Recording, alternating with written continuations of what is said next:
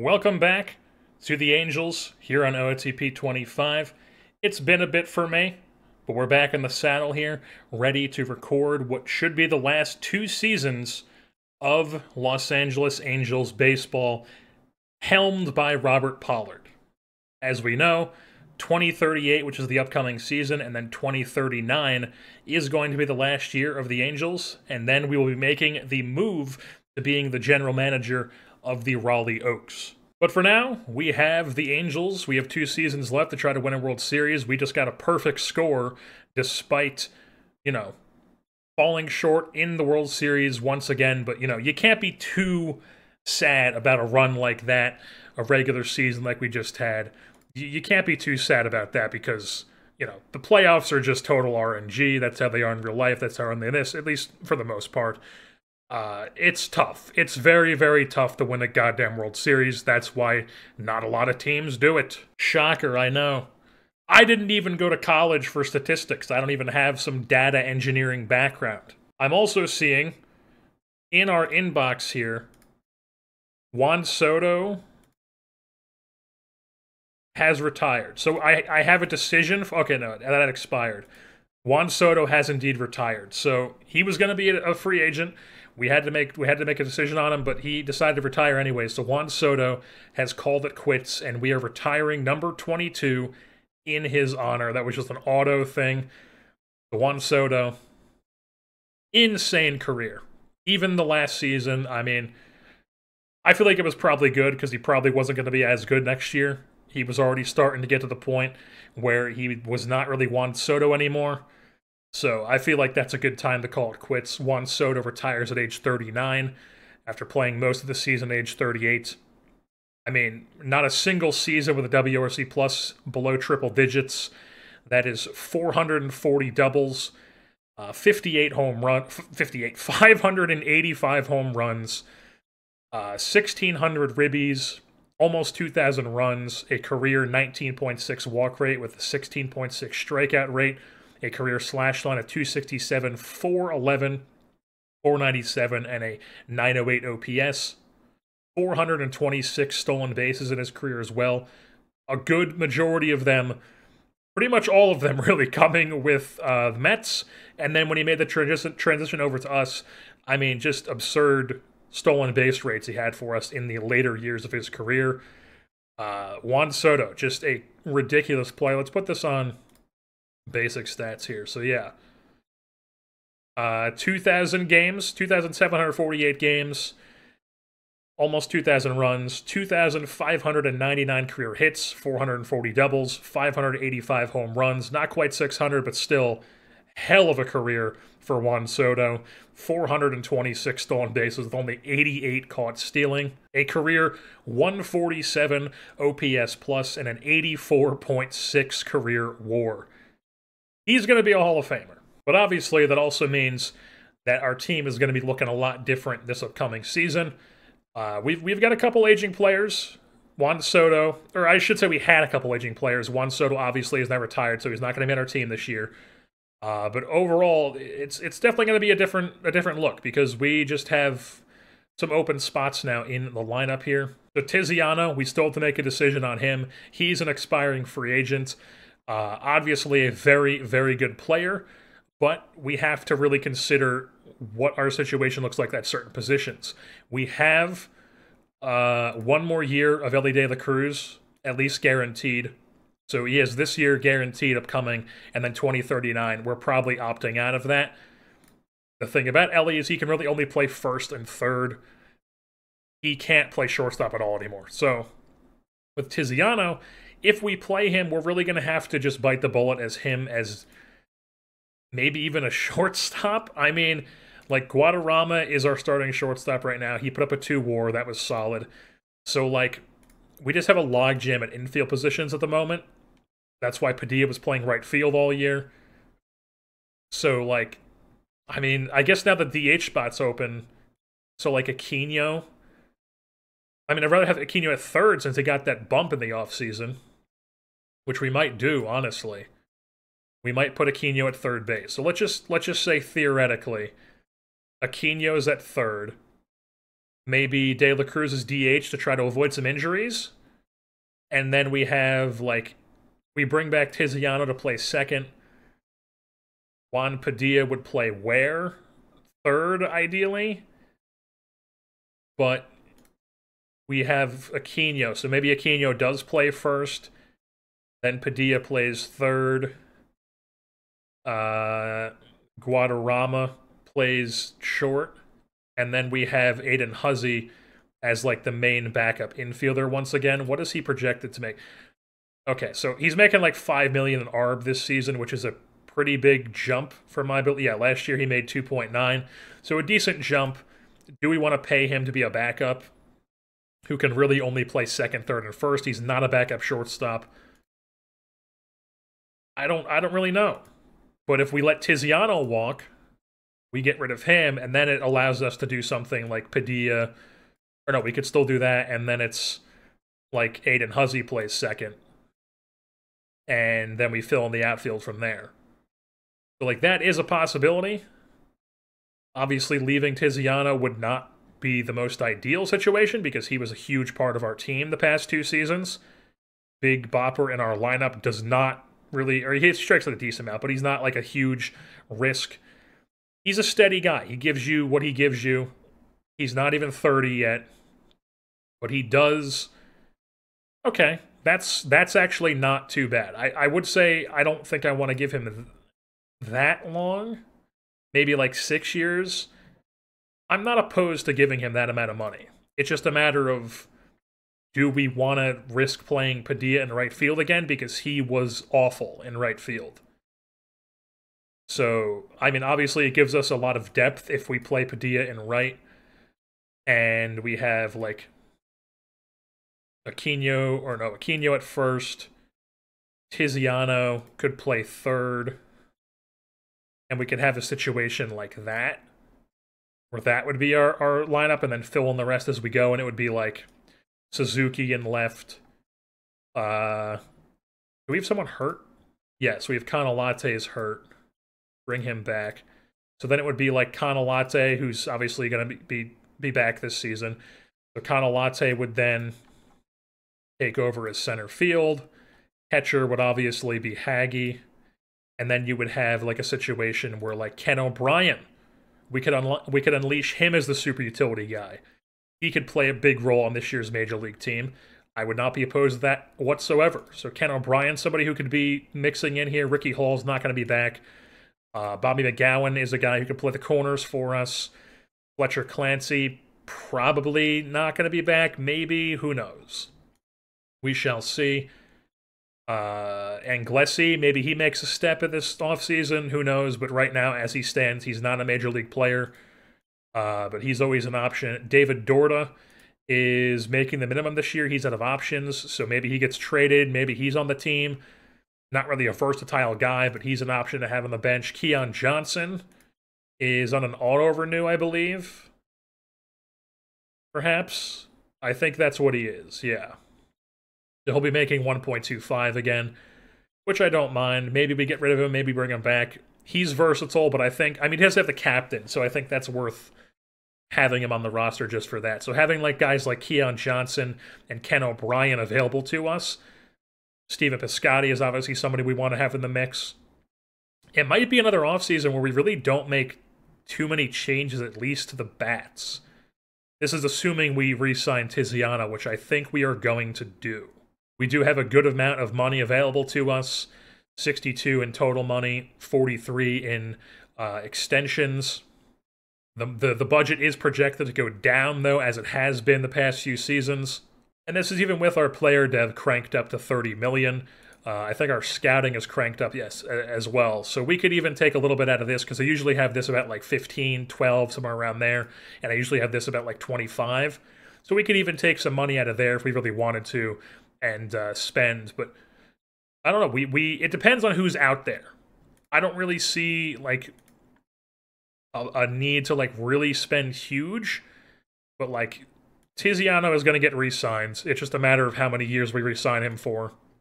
And then as far as the pitching goes, I don't really think there's going to be too much change there either. So let's just say 1 to 5, it's going to be something like, I don't know, just say Lampkin, because he's earned that ace spot, and then Flynn, and then Pimentel, and then Hoskins, and then it's who's going to be the 5th guy, really.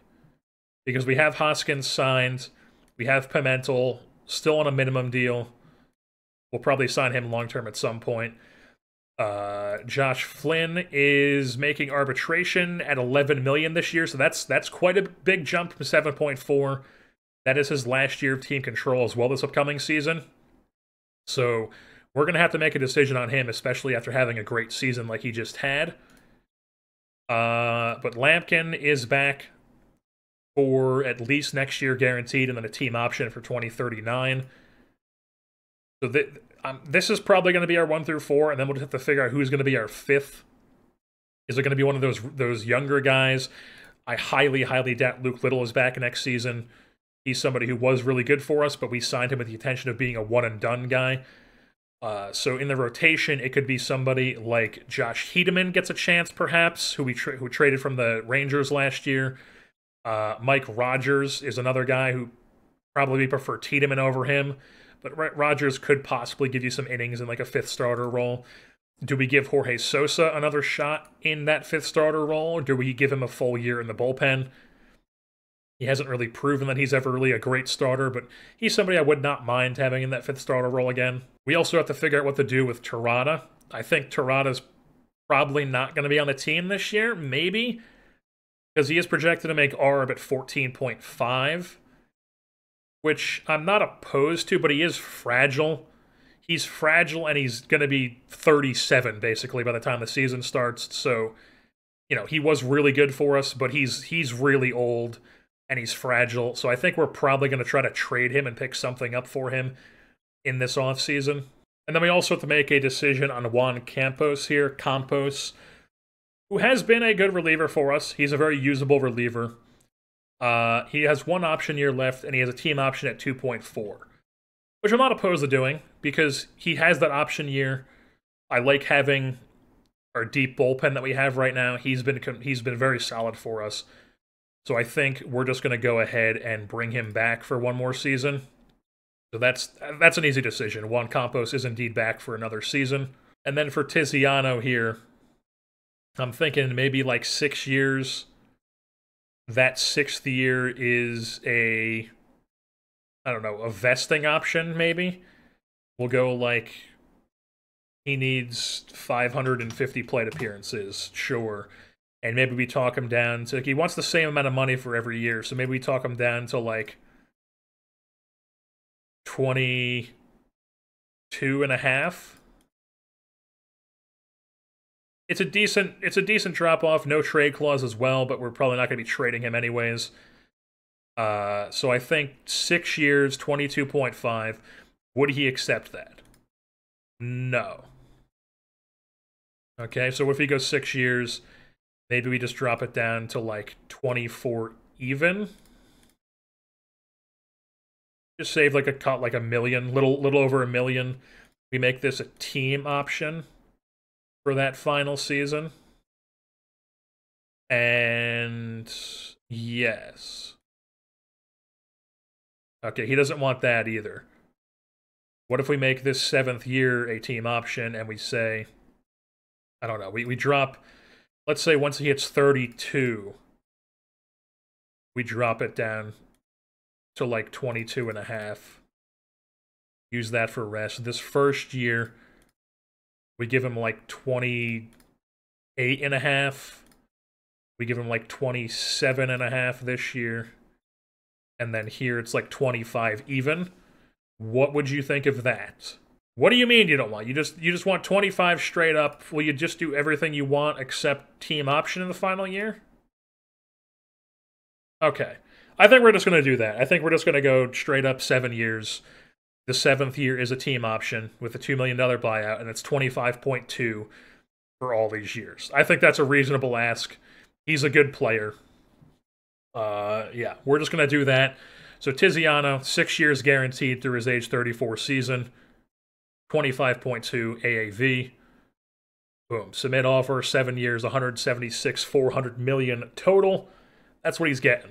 See, here we go with the player development lab. I don't understand why it's there sometimes and it's not. So Josh Hedeman, the guy we might possibly look to be a 5th starter for us this season, his changeup's only 45. We would want to tap into this. Now, is this his secondary pitch because it's listed as the second pitch, or is his secondary pitch his second best pitch, which is the splitter? So secondary pitch improvement is just focusing on improving a pitcher's secondary pitch. It does not say anything about an off-speed pitch or anything like that, but sometimes there's like improve arsenal, which is not here for him. So if I select this for Hedeman, is it just going to improve his splitter? I don't want to improve his splitter. I want to improve his changeup. So it just seems like a waste of a dev lab spot if I was to choose that for him, even though it is an easy thing. Because it's like, if he improves the easy thing, it makes me think he's just going to make his splitter go from like a 60 to a 65, which is cool, but it's already a 60. We want to get this changeup into the green. That's what we're trying to do here. So, I don't know. It's just dumb how they word certain things, and then sometimes it's there, sometimes it's not. Like, it's not here for him. Let's see if it's here. There we go. Improve pitch arsenal, where it specifically says it improves a bad off-speed pitch. So for Pelmar, it's like, what are you even talking about? Why is it even here for this guy? Improve bad off-speed pitch? Which one of these is a bad off-speed pitch? Like, what? Why is it there for him, but it's not there for Hedeman, who would need it? It makes no sense. We need some clearer, confined, precise definitions of why these things exist and what exactly is the situation here. Maybe that would make it too easy to cheese it, but I don't know. We need some like stuff plus metrics or something. We need an Enoceris to get in on this. Alrighty, so we have gone in here and added our 8 players to the development lab. The first one being Ken O'Brien, the super utility man. We are going to try to improve his quality of contact, which is his BABIP. That is the most obvious thing to improve here. So if we can make him a really solid contact hitter to go with this super utility role, that would be very ideal. So Ken O'Brien, trying to tap into that quality of contact. Chris Aquino, if you remember, he had a little bit of a fragileness pop up in, I think it was last offseason, maybe the offseason before. We are trying to right this, get this back up to normal, improve it a little bit, because we don't want Chris Aquino getting hurt, obviously. He is the franchise. Then, Ernesto Pimentel still has a bit of potential here in the movement, so we were trying to tap into that to go along with his very movement-heavy profile of slider, changeup, cutter. Makes sense to me. We want to have him be a very good player for us for a long time, so we're trying to improve that movement. Josh Hedeman. I ended up going and selecting the secondary pitch improvement. If it improves the splitter, oh well. Hopefully it improves the changeup. I just didn't really see any other options I wanted to go with besides him, so we're just going to go with it. Mike Rogers, the other guy we picked up from the Rangers, we are trying to improve this control. Maybe we get a potential boost to 50. Maybe this just goes to 45. We just don't want him to have a 40 control. That is for sure. Then we have Juan Campos. We're going to try to improve his endurance. Now, it is an extra hard program. It's above the hard, because usually you'll see all these ones are hard for the hitters. It's stuff like two-strike approach and generates bat speed and strength and conditioning, quality contact. They're all hard. So endurance training is even harder than that, but I feel like it's worth trying with him, because if he can get this profile to have 35 stamina, all of a sudden he's got starting potential, and maybe he's in the mix for that 5th starter spot. So Juan Campos, I feel like it's worth a try. We're going to go for it. Then we also are throwing David Silva in for some power, generate bat speed for him. You know, we could go for a Void K, but I don't really think it's worth it. Like, even if this improves, he's still going to strike out a ton.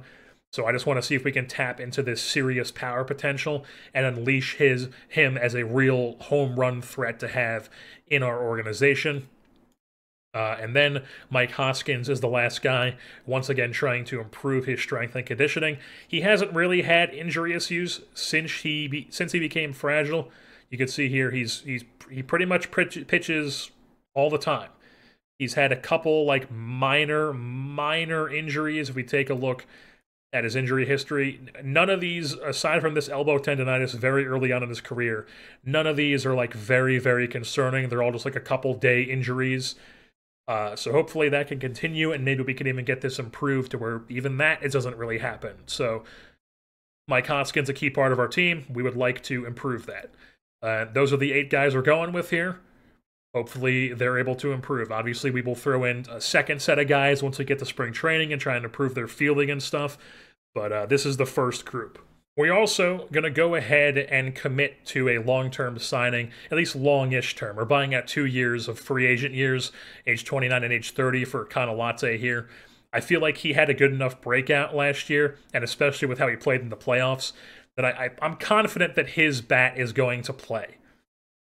You know, even if it doesn't play to be like a leadoff guy, his glove makes him very, very valuable, and especially at a price like this. I mean, you're basically robbing the guy at that point, so it makes it very easy here. We're just going to go ahead and submit this offer. Kanalate, he's a key part of the team here. He's our center fielder. We want him to be around for multiple years here in Anaheim. And then I'm also tempted to go ahead and extend Suzuki. He has 3 years of arbitration, so we might do a similar thing where we try to buy out like 2 years of free agency, because I just think, I mean, maybe not. He's like not that valuable. He's like a 2-WAR guy, gives you like a triple-digit WRC plus. He hits a bunch of doubles, isn't going to be a power threat. Like, he's a solid player, but do we really want to extend him to buy out free agency? Maybe. Maybe. I mean, he plays a decent left field for a guy who doesn't really have great ratings. He's a leader. He fits in with our high contact, gap power, speed philosophy we've tried to really lean into here. I think we might. All right, so he's going to do this deal, 4-year extension for Suzuki. I think that's good. This is a very cheap price for a guy who gives you a really solid corner outfield bat, can hit all over the lineup. He's a part of the philosophy here. So Suzuki, we're going to give him a cheap 4-year extension. That's 3 years arbitration, which we're going to have him for anyways. And then we're just buying out 1 year of free agency at age 31. So Suzuki, extended for 4 seasons. And then I think that's going to be all the extensions that we do. A couple of guys that are worth mentioning, Josephine Fechko. He was around as a depth infielder guy for us for a few seasons here. He's been a solid bench player for us. Kind of been like infield Ricky Gutierrez, what was his name again? Something Gutierrez, wasn't it? Anthony Gutierrez. It was Anthony Gutierrez. Apparently he's retired now. Had the best years of his career as like a backup guy for a couple seasons, as like a decent depth player for us. Captain off the bench. So Fechko's sort of been like that as like an infielder. But as you can see, why is it an OSA? As you can see, his defense has really taken a hit, so he can really only play first base. That kind of really bites into his value. You know, he is still a captain, but we have other captains. We've got somebody like Keon Johnson, who we like better than him at this point. So Fechko, projected to make 2.8 in ARB this year. I don't think we're going to be getting him back. Shamar is another guy who has 2 more years of team control. At 3.4 for what he is, I just really don't think I want to bring him back. He's had really solid years for us. He's been a key reliever for many seasons. He's in his 30s now. Coming off a year where he wasn't that great FIP-wise, but he had a really lucky ERA year. Gave up way too many home runs. Like, obviously he doesn't walk anybody. He is a valuable reliever, but you have so many good relievers, and if we could save a couple million on a guy who's not even like a key member of the bullpen, like he's just a middle reliever, I think we can do that. So Shamar, I think we are going to not bring him back. So Fechko and Shamar are not going to come back. Huzzy will. I think we're going to go Josh Flanny as 1 more year of team control. We're probably just going to give him like a little bit less than that for 1 more year. Maybe we give him a long-term extension. Maybe we don't. Terada, I think we're leaning trading Terada. I just don't want to roll the dice on a guy this old and this fragile. Obviously, he was very good for us this season. But if he has a season like here where he misses a bunch of time, you know, that would be terrible. You know, obviously, he's really good when he plays. But do we want to roll the dice that he's going to play a full season for us? So taking a look at the arbitration screen, these are the guys that I'm thinking we're going to bring back. So it's Shamar's not going to come back. Terada's not. Fechko's not. But we are going to bring back Flynn, at least for 1 year.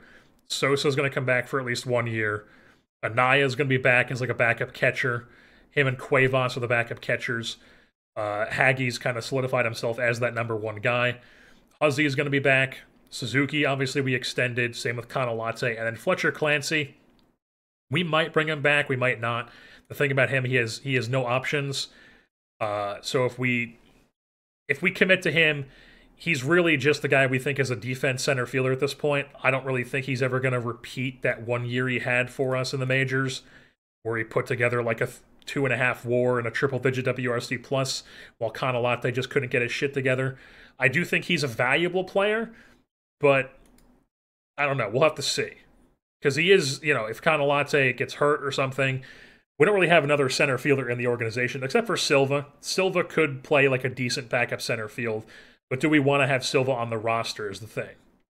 As far as like our best backup outfielders who are currently on the 40-man, it's like McGowan, who does not play center. It is Piscotty, who does not play center. I guess he could spot you a little bit there if he plays a bit more in spring training to get us up to 50. But, if Kanalate gets hurt, we have nobody who can play there aside from Anglesi, who do we really want in the big leagues, or Clancy. So I'm probably leaning towards bringing Clancy back, but we'll have to see. And like if I go to offer Josh Flynn here, he does want a long-term extension with an opt-out after 2 years of free agency. He is 28. He just put together a really good season for us. He's had 4 solid seasons. Not like ace stuff, but he's a solid pitcher. And obviously we pitch very well here in Anaheim. That's part of our deal, is we have a good staff. He's not even 30 yet. So I'm tempted to maybe maneuver this a bit to be like, I don't know, 4 years,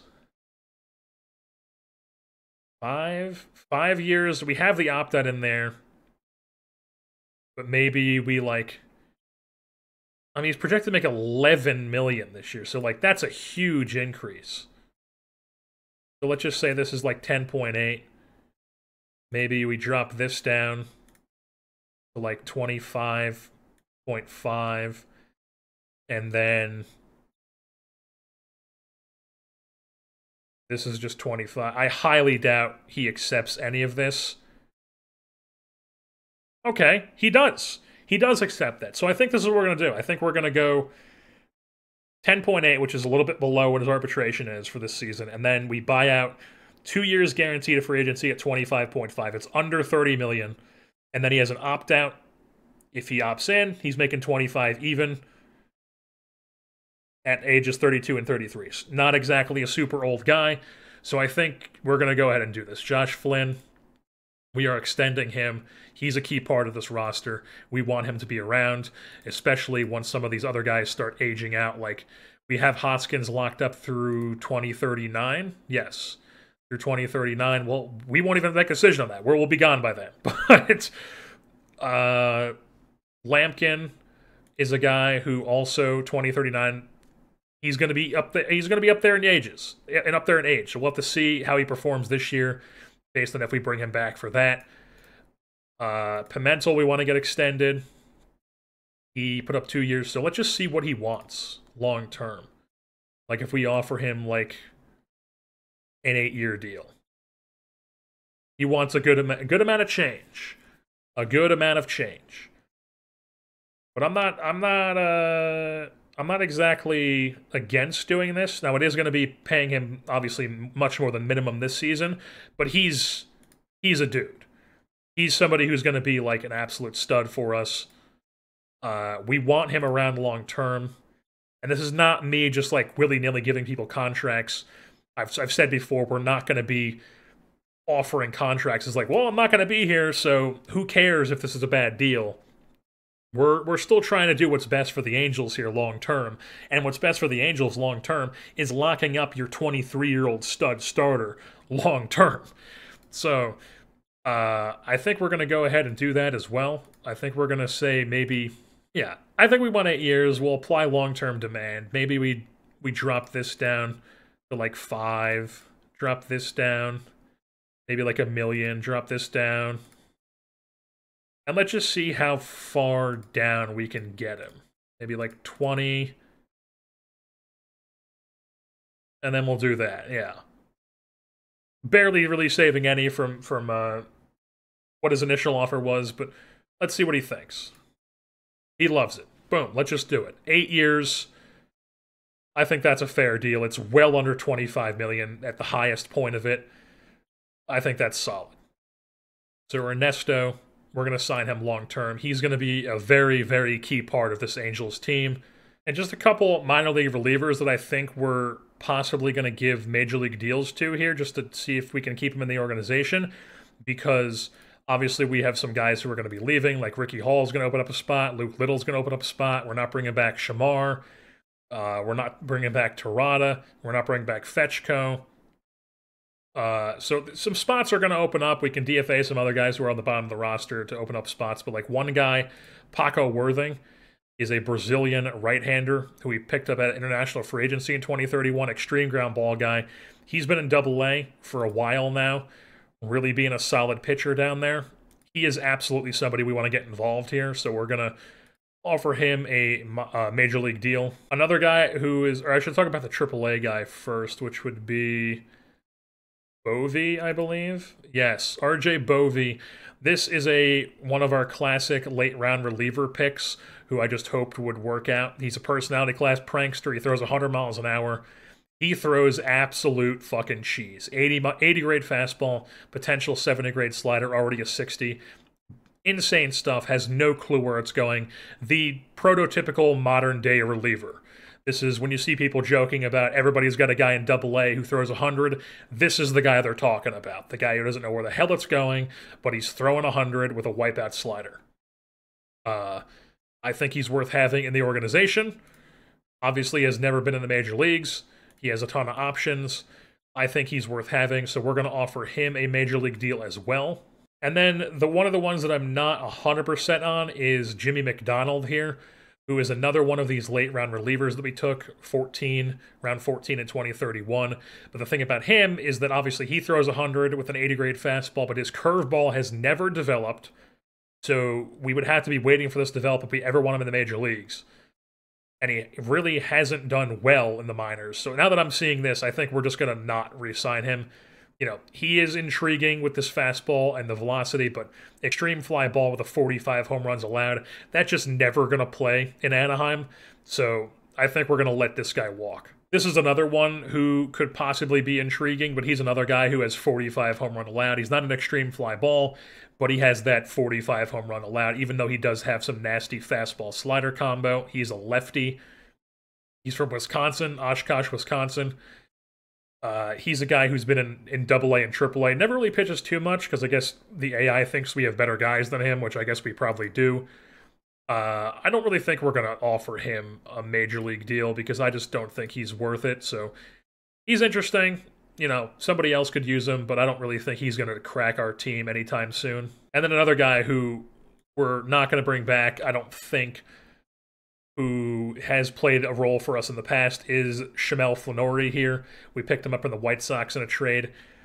He just hasn't really worked out. He just doesn't hit at all. He's not really that great of a defender. He's also outspoken. I just think we have better options than him, and we could easily go out and get a guy who can be a glove first, never hit for you guy. So Shamel Flannery, I don't really think, he has no options as well, not really flexible. So I don't think we're going to bring him back either. We're out here looking at trades for Masanori Terada here.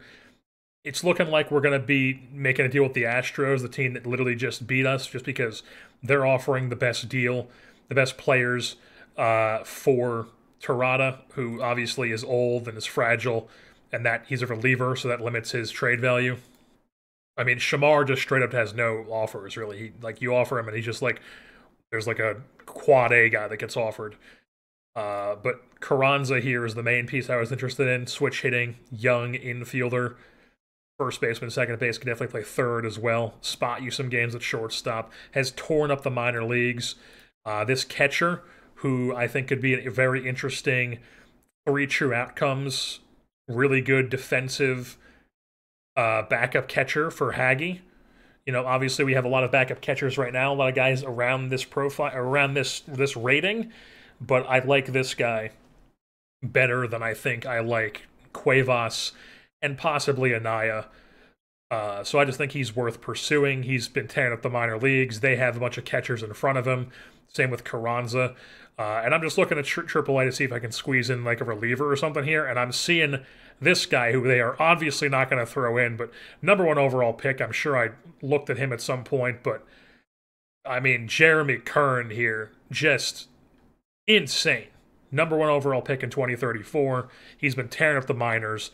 This guy, I mean, they're pairing Skeens with this guy. Like, they're going to be tough. And we're going, at some point, taking over Raleigh in their division. Gonna be tough. Alrighty, we have reached the point of the offseason where the awards are given out.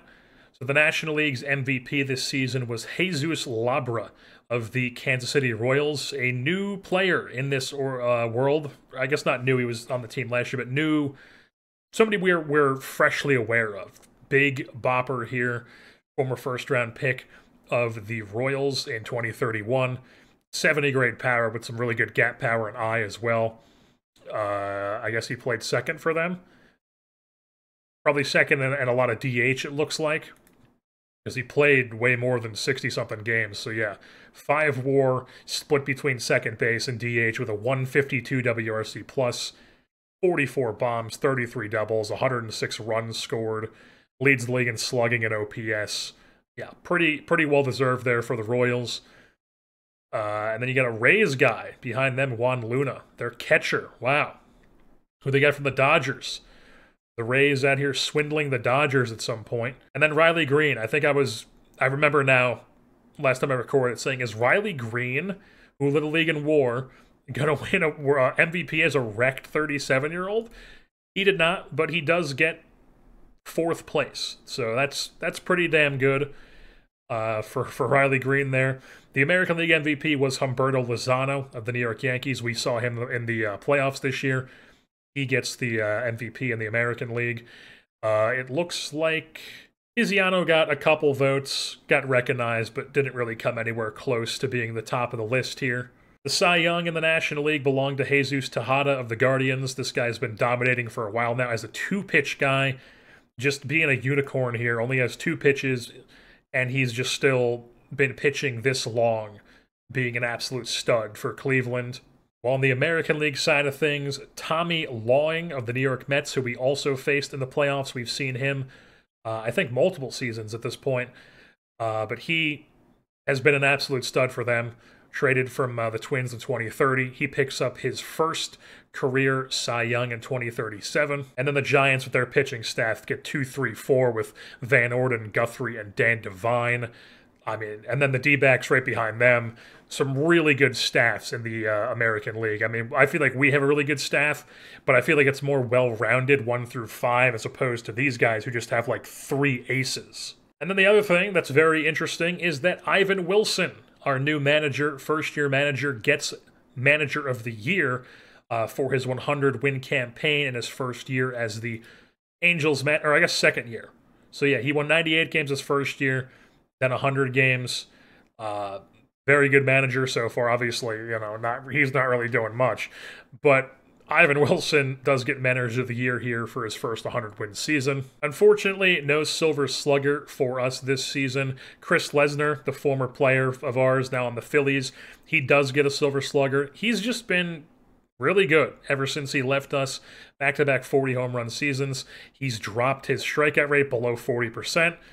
You know, making us be like, hey, you wanted to trade this away, but, you know, still a really good fielder. Very good player. Like I said, he was flawed, but still a very good player. I'm not really too concerned because obviously we got Tiziano, and Tiziano has been a very key piece for us. So far, the other guy we got in the deal, Luis Aguirre, hasn't done anything for us at the major league level, but he's been really good in Double-A. At some point, maybe he ends up in the big league bullpen this season. Who knows? But one thing we do get is the reliever of the year who we just traded to the Astros, the team we just lost to in the World Series. Maybe a bit of a dumb move, but, you know, aging reliever, fragile. He does get reliever of the year as a member of the Angels. And then John Pelnar, the breakout reliever for us. He's probably going to be our closer this season, I would have to imagine. He gets third place. Shamar even gets votes because of his fluky ERA season, where he was not really the greatest. I think that's a pretty fluky vote there. And then we also had ourselves a Gold Glove winner in Chris Aquino. Gets that Gold Glove at first base. That is his second one, I believe. Yes, back-to-back seasons, he's had a Gold Glove at first base. And I'm thinking that he is going to play third for us this season. You know, he's proven that he's a really good first baseman, but, you know, defensive value is pretty limited at that position. So if we can turn him into a really solid third baseman after that dev boost he got last season, that's worth it to me. So what I'm thinking is that Huzzy, who has never been ever proven to play anywhere particularly well, I think we're going to play him at first base this year. Tiziano is going to play second because he can. And then Aquino is going to play third base and see if we can get some extra value out of him now that he seems to be a guy who can play that corner pretty solidly with that 70 arm and the 55 range. So we're here at free agency now. You know, there aren't really too many names that interest me a ton. If we take a look at the best available hitters, it's a lot of, like, what you would expect at this point, just a lot of guys who are wrecked. Shit ton of wrecked guys. There's, like, Ken Schneider, who's a first baseman and is durable, but we don't really need a first baseman, obviously. We don't have anywhere to play him, so we're not going to sign him. Wahiwa Aloy is interesting, but he's fragile, and he's, like, kind of, you know, at the wrong side of 30. He's multiple years in the 30s. He's going to be 34 this year. Then a bunch of wrecked and fragile guys. And you get down into, like, you know, some interesting players, but nobody who's, like, I think is like a need. Like Sean Wells here, obviously that's cool, but we're not gonna sign him. One of the greatest names in this sim, Zion Tanks. We don't need a first baseman though, so we're not gonna sign him. And of course, Zion Tanks is a fan favorite. I mean, his name's fucking Zion Tanks. You got Old Man Vladdy down here. Amari Greenidge is available, but I mean, he's not any better than Guadarrama, I don't feel like, so I just don't think he's worth signing. This is somebody who I might sign as like a Fletcher Clancy kind of replacement player to be our backup center fielder is Chase Manson. I really like, there's a lot more green here in his profile than there is in Fletcher Clancy's. He's a bit better of an eye, has a bit better of a power, plus he has that really good stealing potential with the base running, and he can play a solid center field. Not as good as Clancy, but, you know, he can, I guess 50 is not, it looks like he's more one of these guys who can play a corner for you. But I still think this guy is interesting. I think we might look into him, but he's not really somebody I'm desperate to get. So obviously I'll comb through this a bit more, but I don't really see anybody who I'm, like, desperate to go after in the hitters. And then when you go to the pitchers, like, I mean, I guess we could try to make a run. Like, this guy is a 22-year-old who's coming over from Cuba, but we don't know what he is. The last time I tried to sign one of these low guys, they turned out to not be anywhere near as good. He's also only 30 stamina, so he's more so like a single-inning guy. And he is nasty, but we don't really know what he is with this low scatting potential. Like, I'm kind of leaning towards this is not going to be as good as an 80-80. And, you know, obviously very young. I don't know. Maybe. But, like, Hansiel Curtis is somebody who's interesting. There is compensation on him, but he's like a durable pitcher who can give you a bunch of innings and has been a solid, like, middle of the rotation starter. But I don't think we need to commit a bunch of money to a guy like that, especially since we have Flynn, Pimentel, and Hoskins, or I guess not Hoskins, but Flynn and Pimentel locked up pretty decently long term.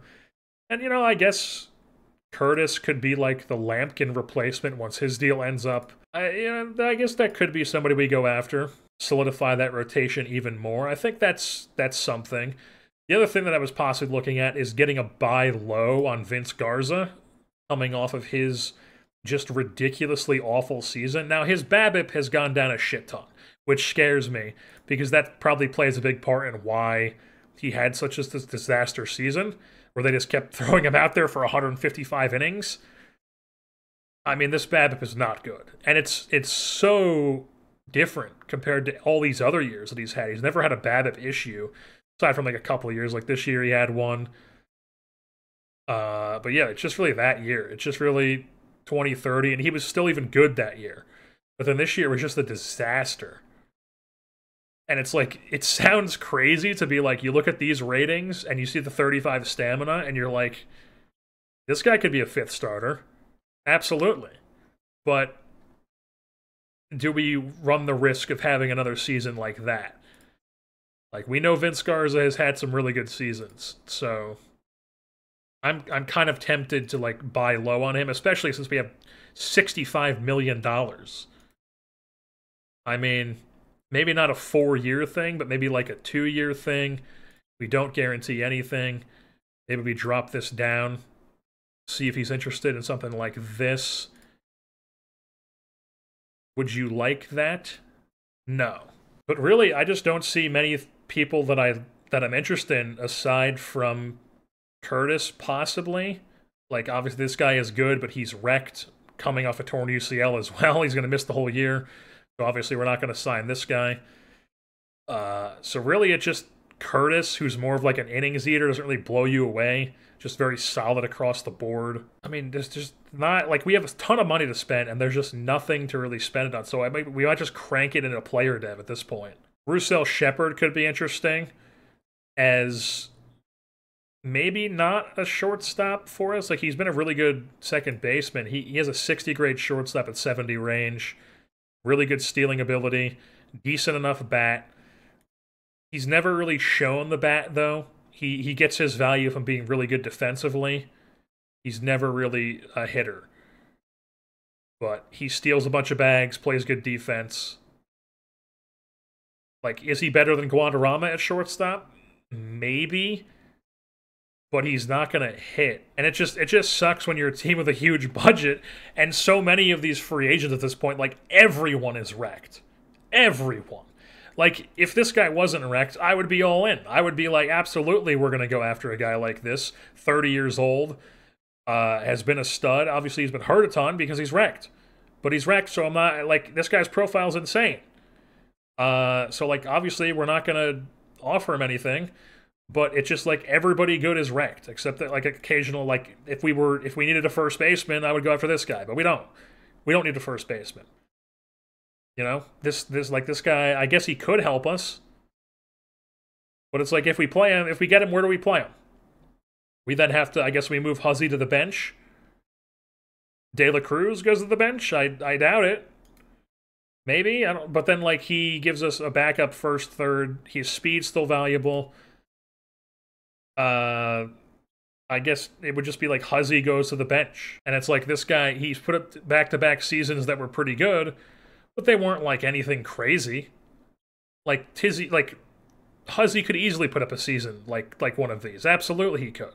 And Roussel is interesting because he's a lefty bat, and we've had a complete lack of lefties as of recently. Like, we've got Canalate, who's a lefty, Alvarado, who might not even make the team, is a lefty. Quino's a switch hitter. Haggie's a switch hitter. De La Cruz is a switch hitter. Clancy's a switch hitter. Perron's is a switch hitter. So I guess we have some lefties, but, like, I don't know. Roussel, I'm seeing this outfield range, and it's like, if we play him in the outfield in the spring training, he could be pretty valuable. He could be like a super utility guy for us. Play shortstop, play second, play third, play left, play right, play center. Obviously, we'd have to play him at those positions to get that potential up, but, I mean, if you have an 80 grade potential in left field, you have a damn good potential in center as well, especially with 70 range. This speed as well. I think we're going to see if we can get, like 2 years of... You'll do that.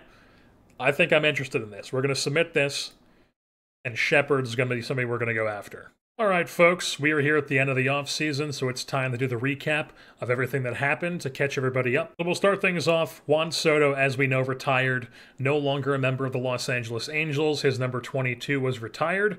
And then we also hired a new third base coach, which I'm actually pretty excited about because this guy is incredible with handling development, and he has some really good teach, catching, outfield, and running, which means that we are able to do something that we have not been able to do, which is have legendary at all 4 of these spots. Previously, we were having Pugh, who was doing first and outfield, so we could not also put him at catcher. so we were having to sacrifice on our teach catching. But now we have legendary at all 4 of these spots, which is just fantastic. And then from that point on, we did a couple of extensions, quite a few extensions actually, to really lock up some of our key pieces here for multiple seasons. Ernesto Pimentel, the future of this rotation, was signed to an 8-year extension. He is now a pending free agent after the 2045 season, signed to a very team-friendly deal, at least what I think is going to be through his age 30 season. We also signed just a couple of guys to like some 1-year deals, but then Canalate was the other big extension. Our future center fielder, he's actually leading off for us this season. Not future center, he's our current center fielder, but like long-term center fielder. He's leading off for us this year. We're hoping he can take another step up at the plate this season and really solidify himself as a really, really good center fielder. So we signed him to a 5-year deal. It's very cheap. So even if he is like a defensive specialist, this is not breaking the bank whatsoever. Then we also signed Suzuki to an extension, which is pretty similar. 4 years. This buys out 1 year of free agency. With Canalate, it buys out 2 years of free agency. So we get those 2 guys extended. We also extend Josh Flynn to a 5-year deal. He's now signed through 2042, also on a pretty decently team-friendly deal. He does have an opt-out after 2040. This is his last year of team control. And then he has 2 years guaranteed, an opt-out. If he opts in, we get 2 more years at age 32 and 33. Then we traded Masanori Terada, just because, he did win reliever of the year last year, but he's 36. You can see he's already hurt. It's a day-to-day thing, but he's fragile. He's 36. He's going to be 37 very soon. He is a good pitcher, but I just didn't really want to risk having another guy who just constantly gets hurt. So we traded Terada to the Astros. Bit of a risky move trading with a team we just lost to in the World Series. But we got a couple pieces back in return, one of them being 23-year-old Jorge Carranza, who is actually our backup infielder this season to start. He's going to be a backup second, third, and shortstop. With another guy who's going to give us some shortstop flexibility as well. But I thought Carranza was interesting, has some power potential, has a really solid bat. Never really going to be the greatest player on your team, but definitely a valuable player with some 55 potential here. Switch hitter, can hit both sides equally as well. Can play you some decent defense as well. High work ethic, intelligence, low greed or financial ambition. And he's just been tearing up the minor leagues here, as you can see. A-ball, double-A, he just tears up every level, so he's getting a shot here in the big leagues for us. Old Cheese, great nickname. And then we also picked up a catcher who's going to be in AAA for us to start. Well, we have Cuevas as the backup catcher. So Timoteo Medella, the Venezuelan catcher. He is another guy who just tore up the minor leagues with the Astros, so we picked him up, and he's now a member of our team, playing at his highest level in AAA this season. And then the other guy was just kind of like a quad A sort of guy, 27-year-old, almost 28, lefty bat to give us something in the organization. If we need a lefty bat off the Major League bench, this guy is an option. And then we also extended Tiziano to a 7-year extension. We brought him back, so he is actually going to be on the team here. We'll get into a bit of a change for him this offseason in a little bit longer, but he is now signed through 2044.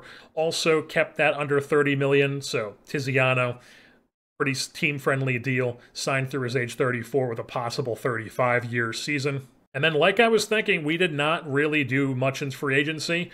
Really, our biggest signing was Rochelle Shepard to his 3-year deal. It's basically a 2-year deal, and then like a 3rd year is probably just going to be bought out. But he's an interesting depth piece for us. He's actually going to be starting for us this year as a really good glove piece. Hopefully, maybe the bat can take a step up with our organization, but I'm fine with him being this insane base-running, really good defender at second base. Give us some versatility at other positions as well. And then the only other really key piece we picked up this offseason is this corner infielder prospect, Deshaun Tukes. Bit old to be a prospect, almost 27, right-handed hitter at a Long Beach State. We took him in the Rule 5 from Oakland. They just had him in the lower levels of the minor leagues, as you can see here, just in A-ball, just absolutely destroying the competition. Way overage for those levels. But he's got some really interesting ratings here. He's got some decent base running as well. Can play a decent first and spot just a third as well. He is outspoken, which we don't like, but I just thought this bat was too good to pass up in the Rule 5 draft. So we're giving him a chance here. If he sucks, we can just obviously return him to Oakland. But we're hoping he doesn't suck. We're hoping he's a decent bench piece for us this season and possibly something more later on. So he is on the team. We'll see how he does.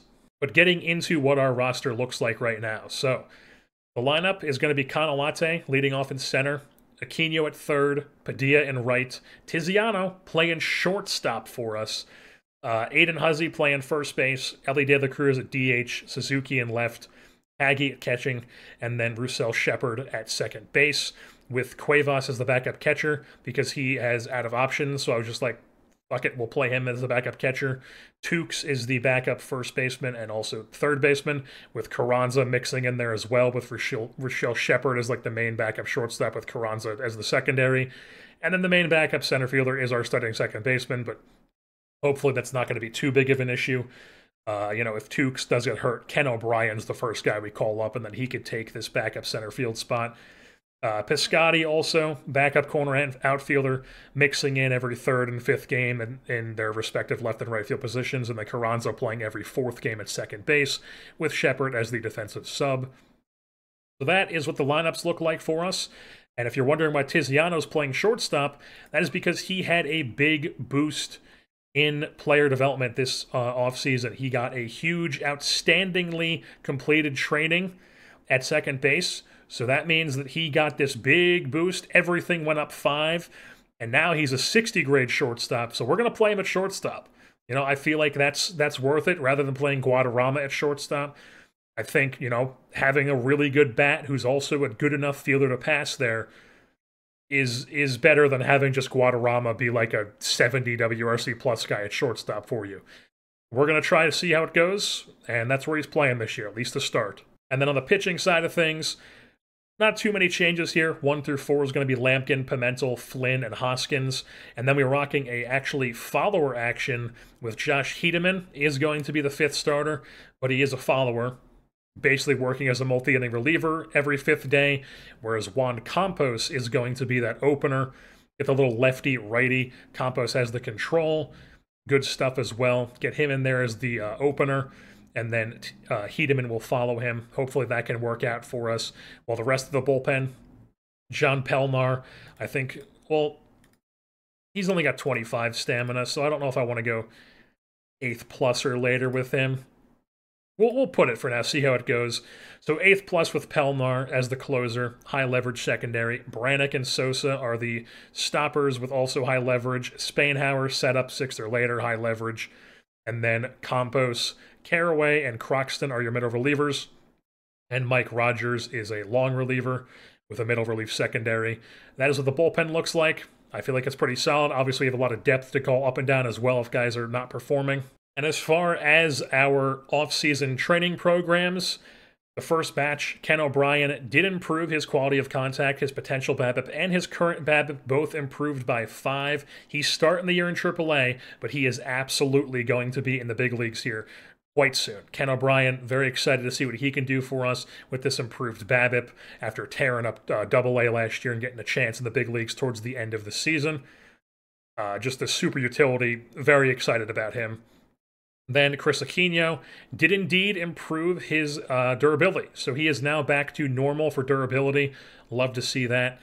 Pimentel did indeed prove his movement, but for whatever reason, there was no noticeable changes.